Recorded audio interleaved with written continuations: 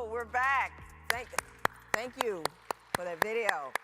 So as I mentioned, this is a time when we get to hang out with you a little bit. So we're going to meet some amazing women. And just want to give you a little bit of background about this experience. This experience is designed to help you get a little more insights into some of the amazing women that have been highlighted at this conference. And so you're going to have an opportunity to hear from them. We're going to have a conversation, just sit around and talk like we're at the house having some coffee. And then we want you to be a part of that conversation. And so this is, again, called our Leaders and Legends panel. So women, you have been the backbone of so many cultures, and a lot of times we aren't given some of the same opportunities as men, but it is so rewarding to see this. So we will get started with bringing our panelists out. I am so excited. So again, you remember I told you that their bios are in their full bios are in the magazine, and I felt bad not having more of an introduction for them, but you'll get to know them as we begin this panel. So our first panelist is Dr. Valerie Shears Ashby, and she is the president of the UMBC campus and Technologist of the Year. Madam President, welcome. Our next panelist is Jessica Coots, Senior Director, Systems Engineering at L3 Harris. Come on out, Jessica. You heard from Jessica earlier. And our next panelist is Dr. Beverly Thompson, Senior Scientist, Leidos. So come on out, Dr. Thompson. Awesome. Awesome. And I think, you know, I'm Pamela, and I will be with you as well. So let's give a round of applause for our amazing panelists. Okay. All right, shall we have a seat? All right, so it's so nice to sit here and relax and chat with you ladies. And as I mentioned, you all have just been amazing women, and it's truly an honor to share the stage with you.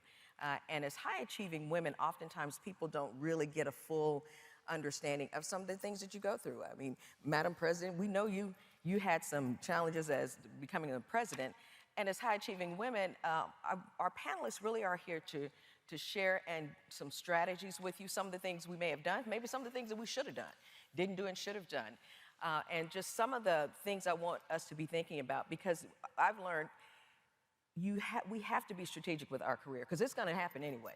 So we have to have a strategy. So a career strategy can be a very valuable tool as we determine the path we want to take. And I think we see today, I see post-COVID, and we'll talk a little bit more about that there are so many different paths that we can take. We need a short-term strategy. We need a long-term strategy. You may even want an impact statement. I'm not sure how many of you have worked with coaches or mentors, but an impact statement can be a very valuable tool to help you get clarity on the things that really matter to you as it relates to your career and your personal life. So I want to just bring in our panelists. Madam President, what have been some of the strategies that you've used as you have ascended to president? And again, congratulations, my sister. Thank you so very much. I appreciate that. What I would say is that the most important strategy that I've had is mentorship. Mentorship. Amen to that. Hands down. Hands down. What I would tell you is that I did not know what I was doing. Just to be clear, people ask me, how do you become a president? I say, I just found that out.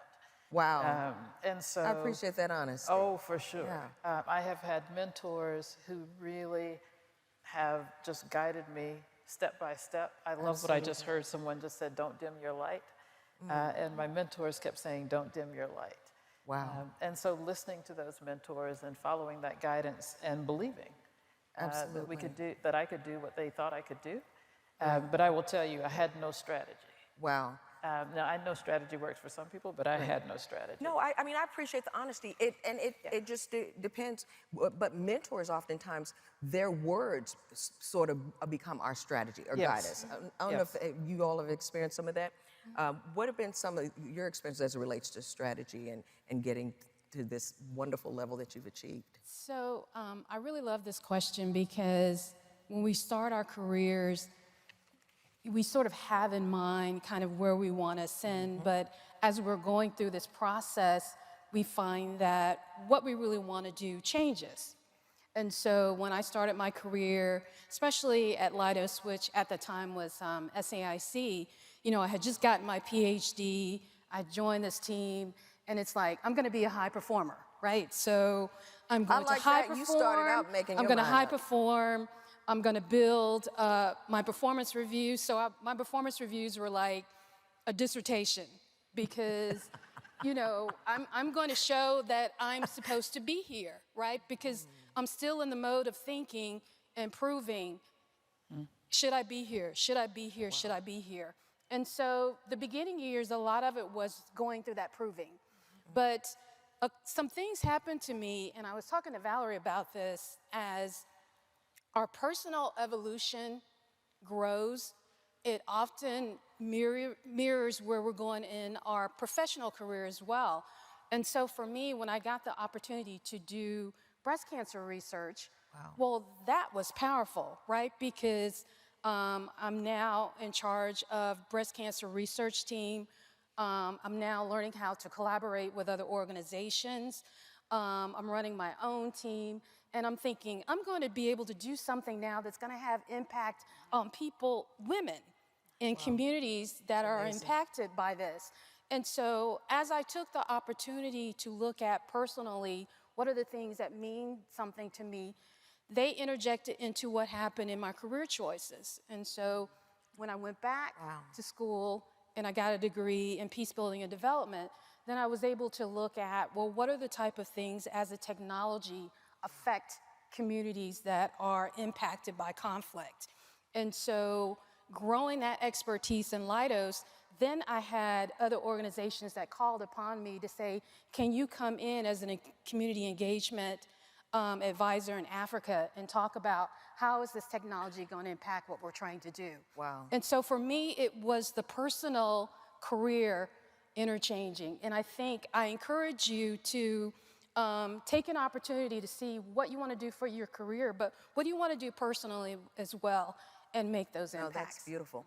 That's beautiful. Sounds like your impact, the impact you wanted to make, that drove your strategy. It did. Yeah. Absolutely. Wow. Absolutely. That's outstanding. And Jessica, in terms of your experiences, mid-career folks, I mean, some folks might be saying, well, dang, I've been working 10 years, and you know, I'm 10 years down, and my strategy's not tight. So what are some of the... It's okay. We got you. I just we told got you, you're going to be all right. Okay. Amen. You hear that? She said, the president said, you're going to be all right. Right, All right. exactly. We got you, lady. Jessica. Yeah, I think for me, I had this strategy. I don't even know if I would call it a strategy. I'm an electrical engineer by trade. I went into the RF. I'm an RF and antenna engineer, you know, by design, by background, and I went in thinking, this is what I'm going to do. I'm going to be a technologist. I'm going to be the best RF and antenna engineer that I can be. I'm going to prove myself through those activities, through the circuit cards I design, through the systems that I design, and that's how I'm going to get my credibility with my team, right? And so I really thought I was going to take this technologist path, right? But I had people who saw things in me that I didn't see in myself, right? There was other people that stepped up and said, you know, we think you'd be a good leader. We think you'd be a good, you know, what we call it an integrated product team leader or a cost account manager. We think you'd be good at leading teams. And so I think for me now in my career and looking back, and kind of what this panel has been about, you know, embracing change, right? Visualize your career and the multiple paths it can take, not just one path. Look around at leaders that you admire, look around at your colleagues and what paths are they taking, and don't be set on one direction, right? There's multiple opportunities that might be a better fit as you grow and as you learn and as you have different experiences. And you know, I really enjoyed my time as a design engineer, and it has so many applications to what I'm doing now, and it really helped me gain that credibility. But I really enjoy being a leader and a manager also. So stay agile, stay flexible in your career, and have multiple paths, and be able to pivot, right? We'd be able to pivot, definitely. Well, and it sounds like relationships and people sewing into you was a big part. And I want to encourage everyone here in our audience, never miss an opportunity to be a source of encouragement or sow some positivity into someone's life. I mean, you may never know the impact that you're having on them.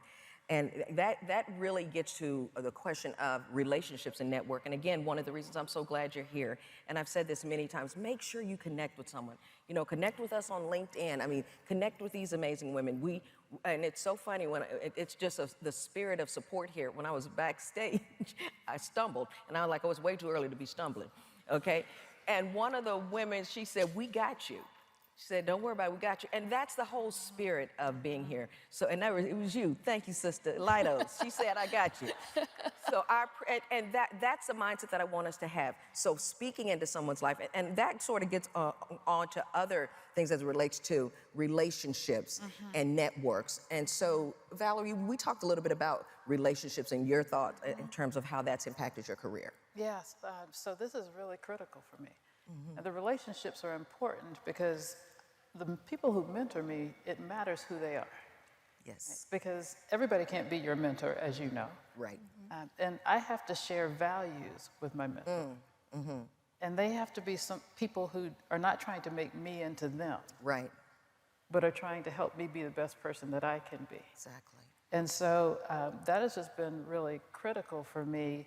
And listening to what you all were saying, you're capturing it beautifully. And if you ask me, how do you combine the previous question with this one?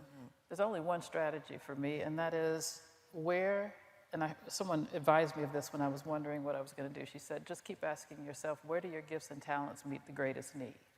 Wow, that's beautiful. Did you hear that? Where do your gifts and talents meet the greatest need? That's beautiful. And that It's a servant mindset. It's servant mindset, really is. Without a doubt.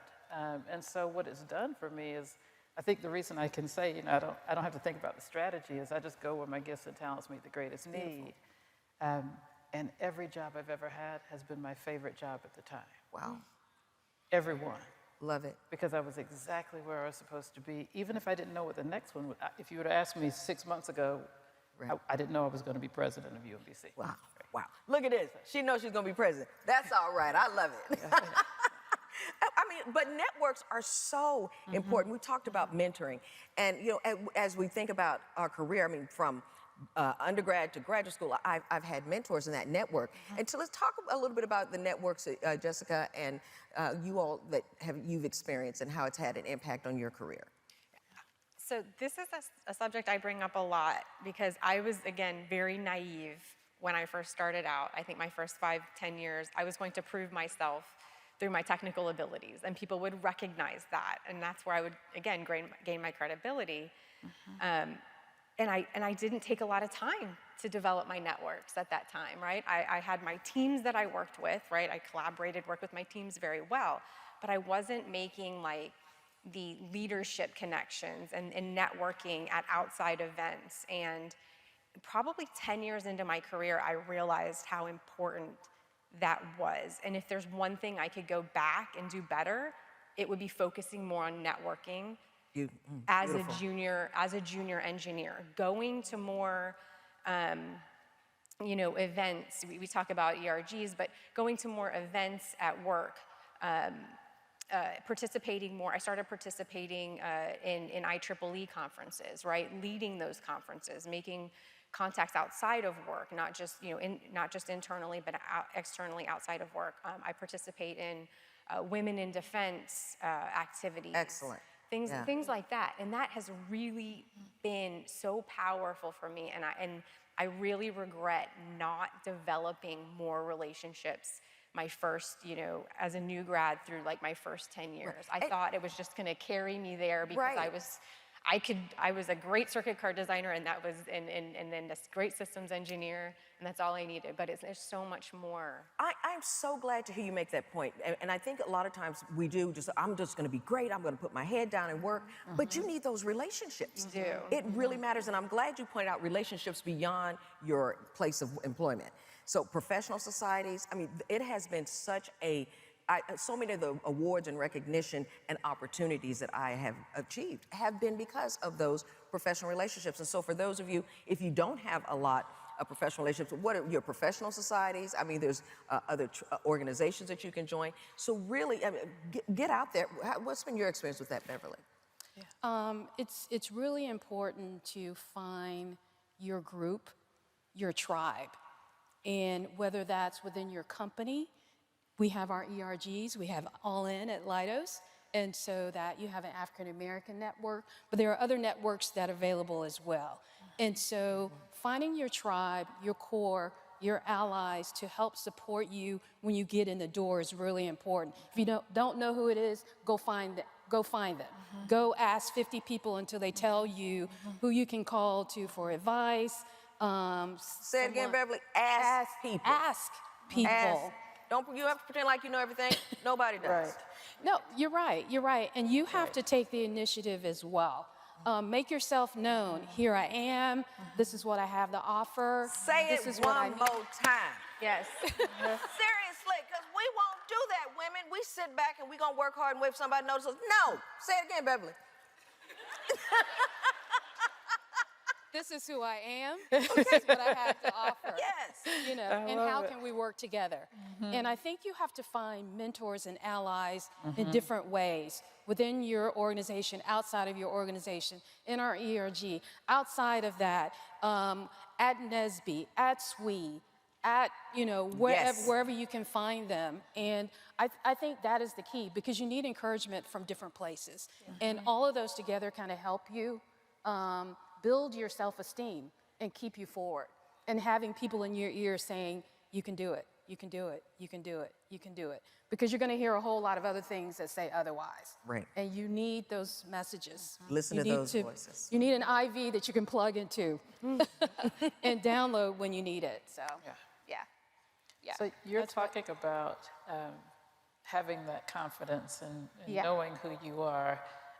Jessica, I'm going to kick it over to you and ask you, how do you develop as a leader? How do you think about developing as a leader? And, you know, talk a little bit about how we do those things in STEM. Yeah, so when I look back, you know, definitely you can develop as a leader. We hear about, you know, natural born leaders. To me, that's just somebody that exudes confidence, and I think there are different paths here, but I think developing as a leader is very experiential, right? And that's not just at work, too. When I think about it, I think it's personal situations, too. How do we learn, you know, from difficult situations at the grocery store with our kids' teachers? How are we taking that into consideration in developing as a leader? How are we taking the adversity that we deal with sometimes on a daily basis and learning from that, reflecting on that, and learning what skill sets do we need to develop and apply to future situations if we could, you know, slow down, rerun that situation in our head. But if I look at certain characteristics that I think are important, that I focus on for me personally, right? We always talk about communication. And I think communication, you know, whether that's written or verbal, you have to be a good communicator. And I mentioned I was an RF and antenna engineer, so I'll just say, you know, it's not just about transmitting, it's about receiving too, right? That's exactly. You have to listen. And that's something I'm constantly working on. So I think the point is, right, for everyone, leadership traits are different. Some of them are gonna come very natural to you. Some of us are introverts, extroverts are gonna come natural, but there's others that we have to work on. I always have something to say. I have a very strong opinion. So listening for me right now is something that I really, really do have to apply listening. But I think when you listen, you hear what your team is saying, you hear what the people around you are saying, what their needs are, what their desires are, and that helps you develop others. So for me, the whole reason why I took my first leadership role was to develop others, to be there for my team, understand what they need. And to me, that is such a great satisfaction when I'm watching the people that I have managed and advocated for and sponsored move into new roles. That's awesome. And be more successful. And one or two that are important to me, decision making, right? I've learned, I've learned I am a good decision maker. I think you have to go in to situations, learn what data you need to make decisions, make those decisions, and stand by them. You're not always going to be right, and that's okay, but you're going to learn from them. And then going back to the theme of all this, change management, right? Embracing change. Things are going to change constantly. You work at a big company, leaders above you are going to change. Priorities are going to change. Things are going to change constantly, and you have to be there. You have to be able to adapt to it and guide your team through those things. But I think for me, it's all the things that go along with teamwork, building trust and talking and setting that vision, and really just being there for your team. That's powerful. And we've been talking a little about mentoring, and the word mentoring keeps coming up. And you mentioned some of your team members that you mentor. But what if you don't have a mentor? What's a way to obtain a mentor, either inside your organization or outside? And how would you go about approaching someone if you were interested in them being your mentor? I know you've had a lot of mentors, Bella. Sure. So students ask me this all the time because I constantly talk about my mentors and how wonderful they are, and they say, "Well, how did you get those people?" Right. Some were gifted to me, and some I've learned now to go and get them. And so you may end up being my mentor. You don't know that, but I'm watching you, and I admire some things over here. So that's what I. That would be an honor. Oh my gosh! I look for people who are, one, doing incredibly well in their own careers, but not just what they're doing, but how they do what they do.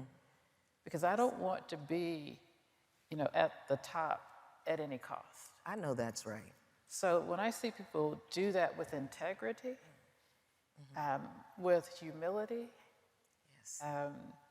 with encouragement of other people, those are the people I go to and say, okay, I like how you do what you do. Can you help me? I like that. That's beautiful. And you know what? Even if the person doesn't have time, to be a full-on mentor, just ask them. So I'd like to be a part of your network. Can we connect sometimes? Maybe talk to you, once a quarter, chat about things. How have you handled some of that, Beverly? I know for me, especially if there's an area that I'm interested in learning more about, and you're right, asking, can I spend some time with you in your job? What is it that you do? What is your day like? Looking at my talents and skills, if I want to do what you do, what do I need to be able to do that? And again, it goes to asking, right? Asking, and you would be surprised. Asking can be very intimidated, but you would also be surprised at how many people actually like for someone to ask their opinion and how they do something and how can I help you? Because often we don't know how to be mentors for others. And so to have someone to come up to you to say, hey, how do you do what you do? Provides an opportunity for growth on both sides, the mentor and the mentoree. So find something that you're interested in, find someone who you can learn from, and then go after it. In the end, too, it's really recognizing that who you are, what you have, your voice is important. And to be able to grow your voice, you need to be able to ask as well as to be able to perform. Because asking in itself is a gift for someone else to impart their knowledge. So I'm an asker. I'm asking all the time. And most people want to help. I found that most people want to help. They may not have a lot of time, but most people really do want to help. And particularly as we see us women in STEM out here, we know many of the challenges we have. So, Lord, I know all my struggle was not just for my benefit. So I want to be able to share some of my experiences and help other people. And and as we think about that in terms of developing as leaders, and you talked a lot about listening, which that's powerful because we do have to be able to listen, but to the right voices. So in addition to listening, what would be some of the other characteristics, Jessica, that you would think we would want to cultivate as leaders? Yeah, I think I might have hit on a few of these already with the communication and listening and developing others, but when we develop others, we really need to figure out what motivates them and inspires them, right? So I feel like as a leader, especially as you grow higher in the organization, right, your time is being pulled in multiple directions. So you really have to be able to learn how to set that strategic vision for your team and take that, what is this vision? What is this long-term vision? But not just, right, that those sometimes can be catchphrases or, right, hard to decipher. How do you take that vision and break it down into objectives and goals so that your organization, people that work for you, they understand what their purpose is in the organization, and that we're all rowing in the same direction. So, right, going back to communication, that's constant communication. Is everyone on the same page? Are we having meetings so that we know who each other are? We know that we're not working on the same thing. We're not stepping over each other's feet. We know what progress we're making, and we know what we're driving to. Right. Well, I think that's so powerful because so often oftentimes STEM leaders haven't had their leadership lane as developed as their technical lane.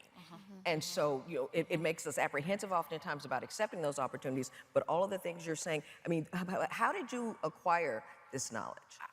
Again, I think when I look back, I think it's experiential, right? We go through training classes at work, and we learn a little bit from that, right? The training classes are sometimes, a little silly, or maybe don't apply directly to our jobs or directly to tech.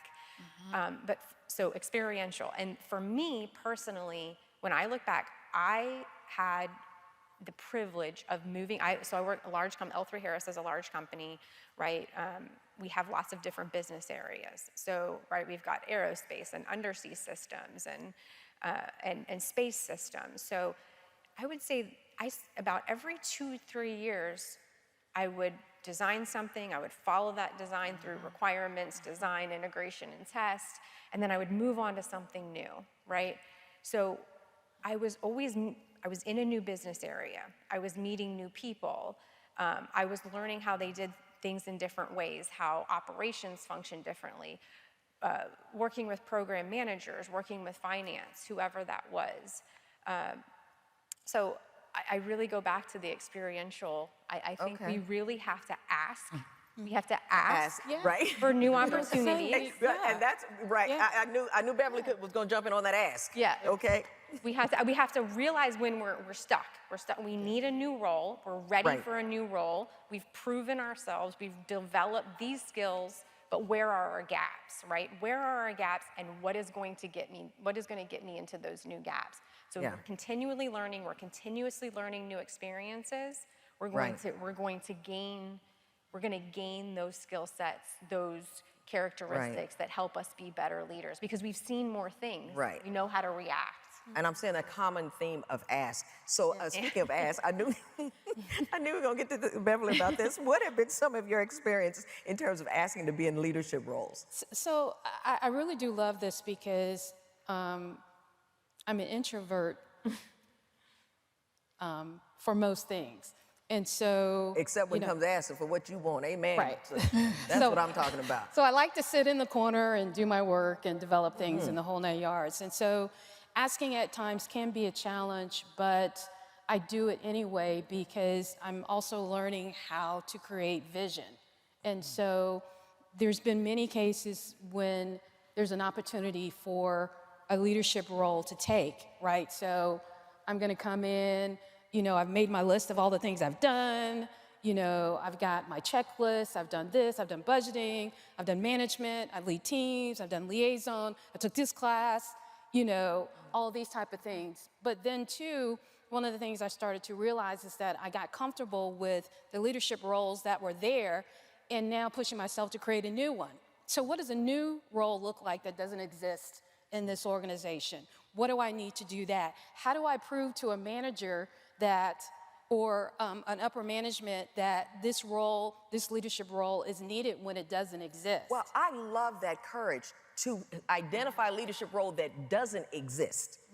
I love that. Yeah, exactly.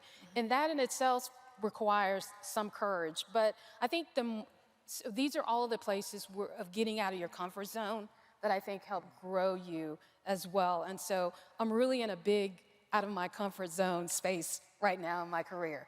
So It's working for you, sister. It's working for you. Yeah. So listen, when it gets tough in your STEM career, ladies, because we are going to have those difficult times. What are some of the strategies that you have used, or coping skills, or networks? Because we will have those difficult times. And I just want to say, but don't leave STEM. We need you. Stay. So, talking about some of the things that you've done in those difficult seasons. Yeah, I'm happy to jump in because I've had my share. And I will tell you that relationships matter. You need a life that's not work. Right. And going to those people who don't care what I do. They don't care that I'm that I was the dean. They don't care that I'm the president. They're just my people. That's beautiful. And those are the people who remind me that my value is not found in whatever that person said or the job or whatever, and just get back up and keep doing what you do. So that's one set of relationships that I think is important for us to have. I always tell people I have a whole life, so that one part of a life goes wrong on a day, it doesn't destroy my whole life. Right. And so that's really important to me. And then otherwise, I also have a lot of male mentors. Male mentor. That's on purpose. She says she has male mentors. So you have to have a variety of mentors. Everybody don't need to look like you. Everybody don't need to go to church where you go to church. Right. Okay? So we need a variety of mentors. And that is so important. I'm so glad you said that, Val. Yeah, no, it's an interesting thing. I won't generalize for men. But when I go in and I say, this happened today, my male mentors say, so what? Wow. And I say, okay. And we all broke down as women. Okay? Right. They say, so what? Go back in there. And, I know that's and right. it gives me the courage that I may not have. And they say, that's nothing. Go back in there. Okay. Ignore that. Okay, I like it. So, yeah. Other things, ladies. I want to give the audience a chance to ask some questions, but want to hear from you ladies quickly on this. Picking up on what Valerie said is allies. Really having allies are important. Those relationships are important. You know, when I've been in uncomfortable situations with co-workers and having an ally to talk about, what do I do in this situation? What is the strategy for making my way through this, helping me through a conversation, an uncomfortable conversation that I need to have because I need to be heard, right? And so having allies there, also saying, to give feedback to me, to become a mentor. I feel like the allyship thing is something that if we don't learn how to develop, then we will struggle a little bit more because you need to know who is in your corner. Absolutely. And so, no, that's powerful. I just want to highlight what you just said in terms of understanding how to establish allies. And if you don't, there's some good readings out there, but that is so important because allies can speak for you when you're not even in the room. Yes. And you need those people in your circle. So make sure you do that. That's powerful. I agree. Yeah. I would just highlight a quick story that happened to me recently that I didn't expect to find myself in, speaking of challenges. We talk about lateral moves, which are good for our career to move around, maybe move to new sites or new locations. The segment I'm in has 45 locations. I travel a lot.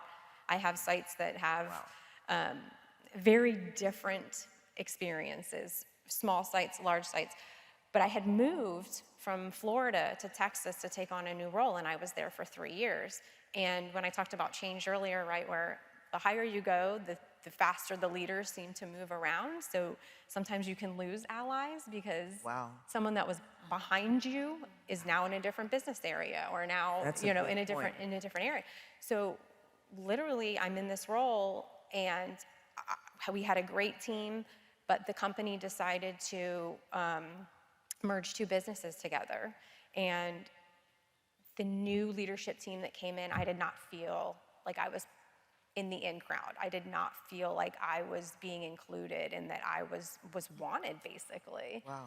And so I had to decide, what do I do? Do I try to build this new network? Do I try to do I try to be part of this team? But it just wasn't gelling. It just felt like it was time to go. So sometimes you need to understand. It wasn't right. This is a large company. I wasn't leaving the company, but there's lots of other opportunities where I utilize my network. I went back to my mentors, my network, and I said, I mean, 10, 20 people, and said, hey, this is what's going on. Do you have any roles that would be for me? Oh, that's awesome. Yeah. Yeah, but I think it takes enough confidence to know that you can to say, I'm going to go to another role and not just accept this. Right. And the other thing, sometimes when we get higher up, the roles aren't posted on a job page. Yes. Oh, yeah. Yes. But when you are more junior, I think it's becoming more and more commonplace, junior, mid-career, to use your company's job site and go on there and say, what jobs are available? And you can apply to those jobs, right? You can absolutely apply to those jobs and interview with new teams and new people. Talk to your manager about that. You should talk to your manager about that before you do it. But I don't think it's necessarily... Yeah, I did it one time. It wasn't a good thing. It wasn't. Okay. Okay. I don't think it's frowned upon anymore. I think when you're looking for a new role, you can absolutely go out there on your jobs page and say, what else does my company need? Am I missing something here? I don't always know. I'm in California and I don't know what's going on the East Coast. So I think there's other resources that you can use when you're ready to move on. Absolutely. Or in a situation that you're just not comfortable Right, in. and I like that within your own company because you can still add value in different locations. So listen, I want to make sure we have opportunity for some question and answers. So if you have questions, and I think we have a question from live stream, and I'm going to give me some strength here. You all spoke to the importance of being flexible within your careers. How have you distinguished promising career opportunities from career distractions? Good question. Oh, I so want to answer this question. Go ahead. Okay. I so want to answer this question. Go ahead, Madam President. The reason I want to answer it is because one of the things that we have all had to do is to decide when is the answer yes and when is it no. Wow. And I have on my desk, and have had now for years, 20 ways to say no. Okay. Because I'm a yes sayer. Yes. Because as women, sometimes we feel like we have to say yes to every opportunity or we might lose it, we might not have it again. So I had to learn how to say no. Wow. But this is the sentence that I use. Is this a great thing for me now? Wow. And you have to Say start, that one. Did you hear that?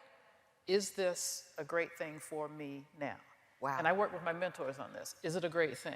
Because sometimes I think, oh, I can do that. Can do it. We can do a lot of things. It's Right. not a great thing. Right. And they'll say, but is it a great thing? Wow. And then they say, is it a great thing for me? Because it might be great for you, but it's not great for me. Right. Is it a great thing for me now? It might be time a year from now, but not now. Mm-hmm. And that truly helps me to not be anywhere that I am not supposed to be. I like that. It has been tremendous because I could not figure out how to say yes or no. Wow. Yeah, we do. I say yes way too much. Okay?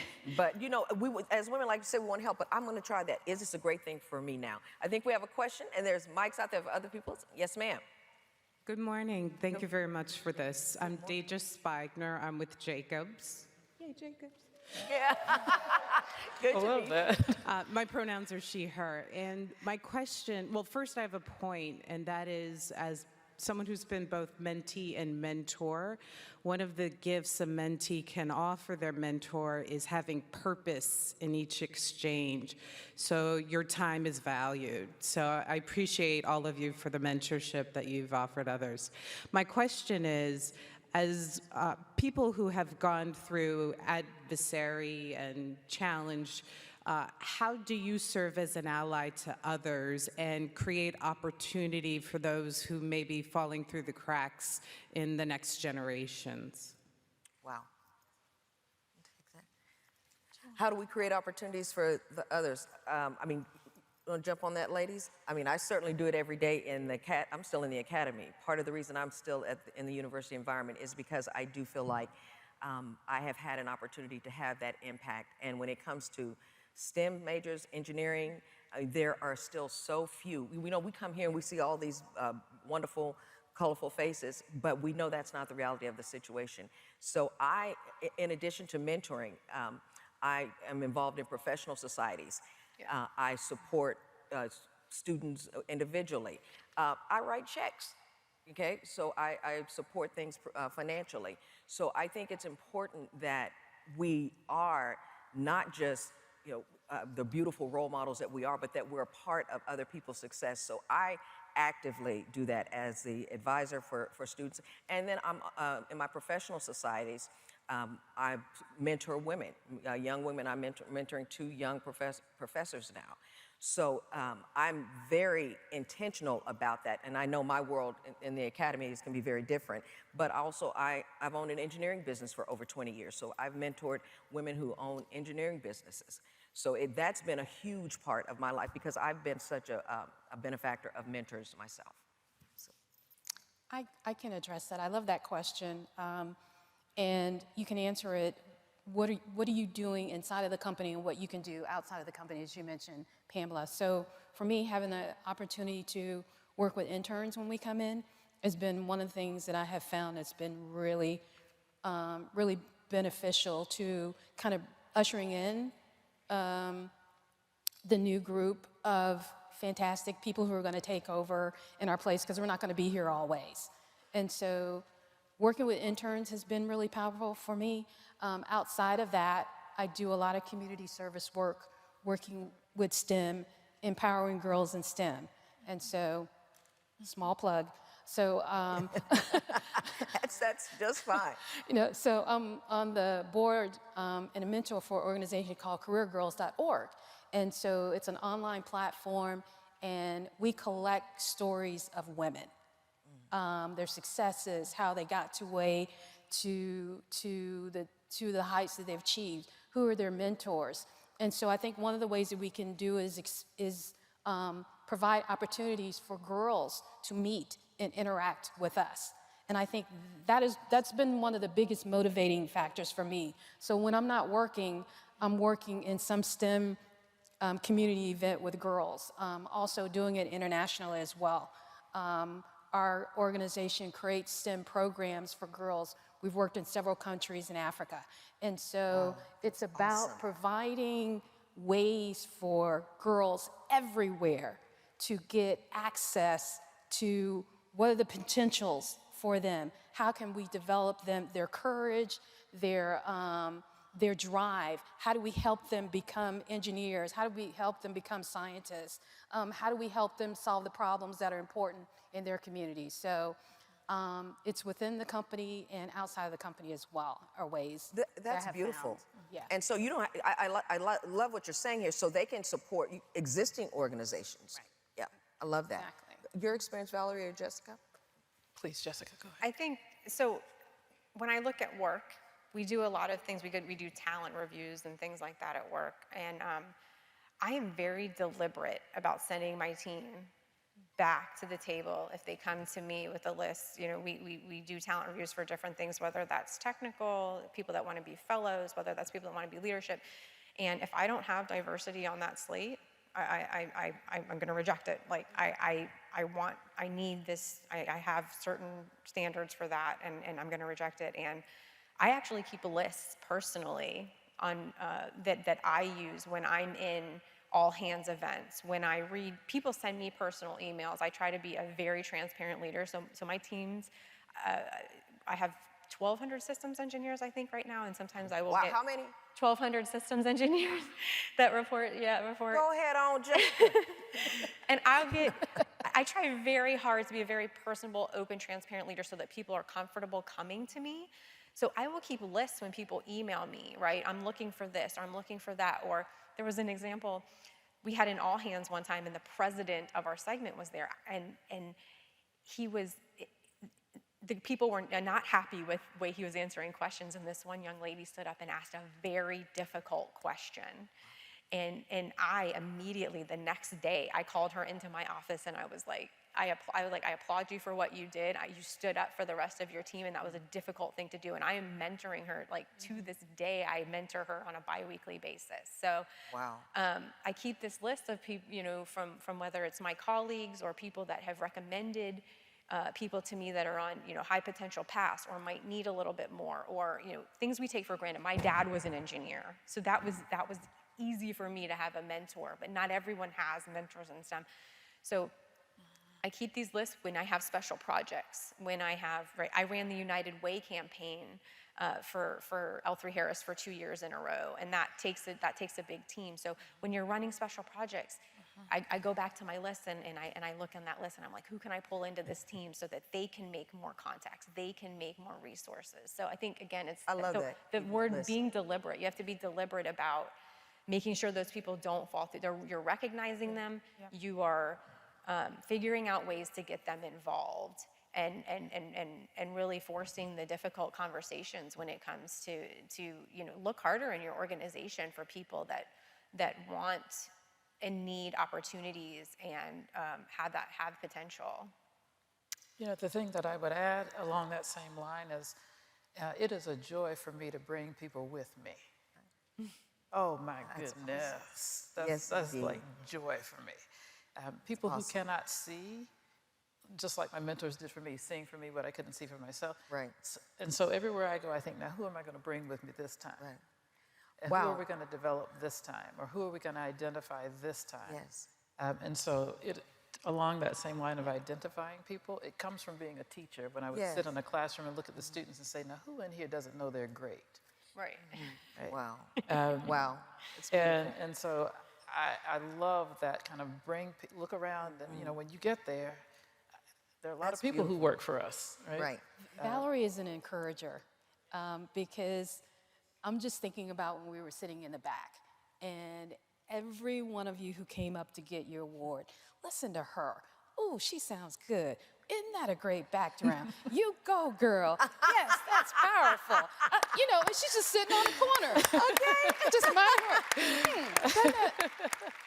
I applaud that. Oh, I love it. Yeah, I love that. I was like, I have to, yeah. That is our technologist of the year 2022. Thank you. I love this. Thank you so much for that question. That was so powerful. Thank you all. And just from the passion each of you demonstrated, it shows that there are real rewards in how you help others. And thank you for being in the world. Thank you so much. Another question. Yes. Weird question, and that's that someone kind of appointed me as his mentor one time, and his advice to me was that engineering was not for me and I should find a good husband. And you This man should was find a my husband. manager, Okay. Yeah, my direct manager. So how do you tell a mentor, no thank you, I would not like you as my mentor? Okay. Well, first of all, I know, just pull it together. okay. Yes, thank you. Husband. Right. He told you engineering wasn't for you. They were That's wrong. offensive. Okay. All right. So, and we're going to talk after this too. But they told you engineering was not for you. They were wrong. I was told engineering wasn't for me. I was at the University of Oklahoma. I took my daughter to college with me. They told me I would never get a bachelor's degree in engineering. So when I got my doctorate, I sent him a card. Okay? All right. So it was wrong. Okay? Whether or not you want a husband is your business. I don't. And yeah. And now, you can have different levels of mentors. I have a mentor that can talk to me about my relationships, but I have some that we're just talk about professional things. But the negativity, that is what's bothering me here. Mentors don't need to be showing negativity. And listen, I'm an optimist. A lot of us are optimists up here. If you're not one, you can become one, okay? You can. Optimism can be cultivated. If you haven't cultivated it, don't go saying nothing crazy to nobody, like they said to this young woman. I'm just so glad you persisted. So the way to help a mentor know that they can't be your mentor, you don't want them to be your mentor without burning a bridge, you could say that you are, and I'm gonna need some help with this because I'm pretty direct.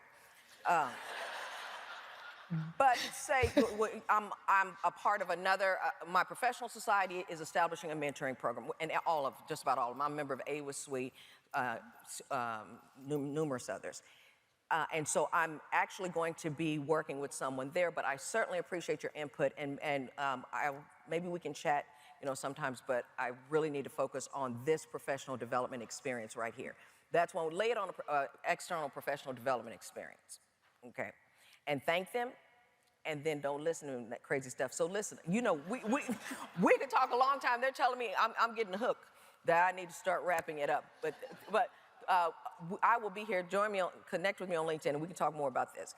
Yeah. But I just have to thank these amazing women. Have they been amazing? Okay. This is one of the most fun parts of the conference for me, because you see the bios and the titles, but then you get to hear stuff where, like Jessica said, she was feeling squeezed out and need to ask for another opportunity. And here we know Madam President. I mean, I love your energy and your spirit. I love that you always want to bring someone with you. And people probably just see her as president, don't know that that's a big part of who she is. And Beverly, I'm going to always remember, you said ask for it. I love that. We do not do that enough. Women ask for it. So it has been so wonderful and an honor to be on this panel with you amazing women. And I want to thank our conference sponsors, Raytheon Technologies, Jacobs, Abbott, L3 Harris Technologies, and Leidos. You all have been wonderful, and thank you again. Please connect with us. Please connect with us on LinkedIn. Connect with us here. We'll be here for the rest of the day. I think we are all going to get some breakfast after this, since we didn't get to eat. But we would love, love to connect with you. And thank you so much for being here. You've been an amazing audience. Thank you, ladies.